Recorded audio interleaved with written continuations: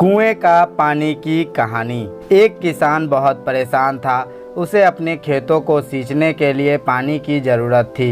इसीलिए वह कई दिनों से अपनी ज़मीन के आसपास किसी कुएं की तलाश कर रहा था। इसी तलाश में वह घूम ही रहा था कि अचानक उसे एक कुआं दिखा। यह कुआं उसके खेत से बहुत नज़दीक था। इसीलिए किसान बहुत खुश हुआ। उसने सोचा कि अब उसकी परेशानी खत्म हो गई।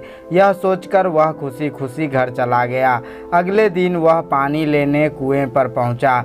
जैसे ही उसने कुएं के नज़दीक रखी बाल्टी कुएं में डाली, वहां एक आदमी आ धमका। वह किसान से बोला, यह कुआं मेरा है, तुम इससे पानी नहीं ले सकते।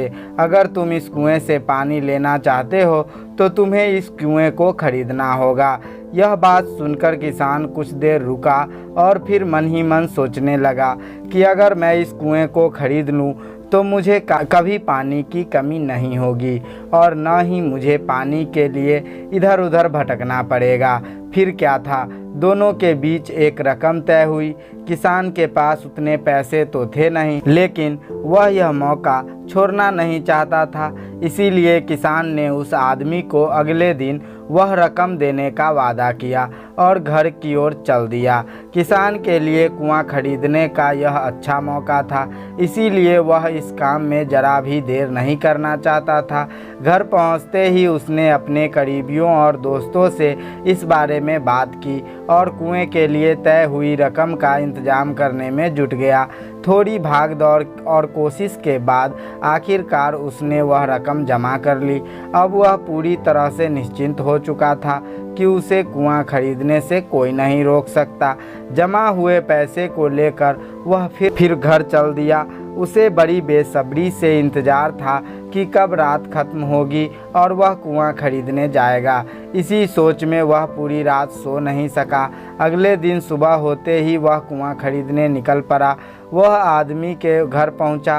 किसान ने उसके हाथ पर पैसे रखे और कुएं खरीद लिया। अब वो कुआं किसान का हो गया था। वह फिर उसने पानी निकालने में देर नहीं की।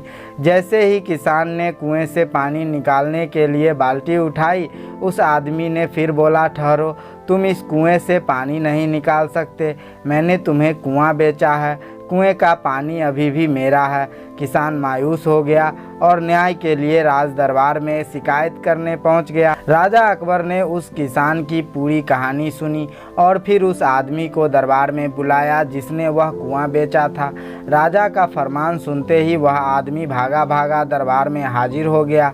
राजा ने उससे पूछा, जब तुमने इस किसान को अपना कुआं बेच दिया तो फिर उसे पानी क्यों नहीं लेने दे रहे हो? आदमी बोला, महाराज, मैंने इसे केवल कुआं बेचा था, पानी नहीं।